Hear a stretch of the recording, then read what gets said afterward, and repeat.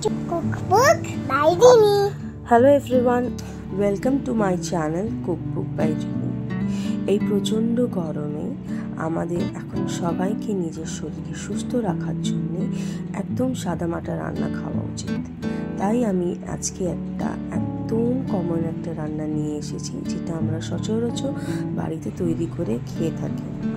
সবজি দিয়ে মাছের ঝোল। প্রথমেই এইটার জন্যে মাছ নিয়ে মাছের মধ্যে নুন হলুদ ভালো করে আর সর্ষের তেল দিয়ে মাখিয়ে রেখে তেলের মধ্যে এক এক করে মাছগুলোকে দিয়ে আমরা 2 পিস ভেজে নেব।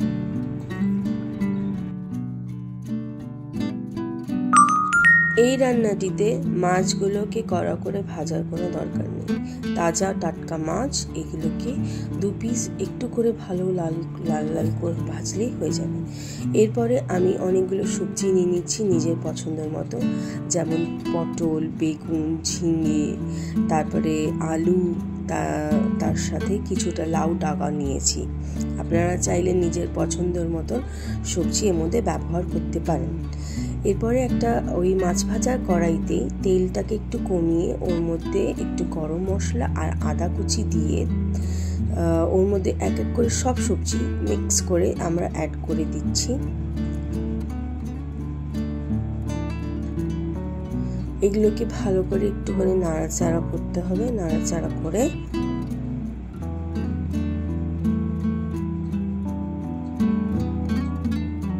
এবার আমরা একটা পেস্ট বানাবো। ওইটার জন্য আমাদের রোজকার যা মশলা, জিরে, ধনে, নুন, হলুদ আর কাশ্মীরি লাল লঙ্কা দিয়ে আমরা একটা পেস্ট বানিয়ে রাখবো। এবার আমরা তরকারিতে টমেটো অ্যাড করে তরকারিটাকে আরেকটুখানি নাড়াচাড়া করে ওই যে পেস্টটা বানিয়ে রেখেছিলাম সেইটা তরকারিতে অ্যাড করে দেবো।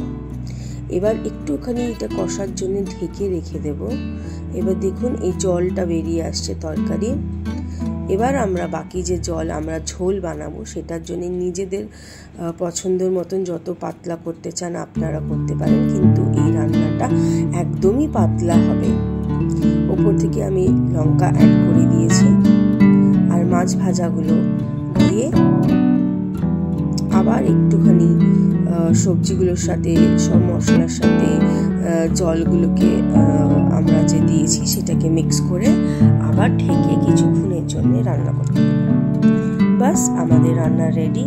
ওপর থেকে পছন্দ হলে ধনেপাতা অ্যাড করুন, দিয়ে কিছুক্ষণ আরেকটু ফুটতে দিন, রান্না একদম তৈরি।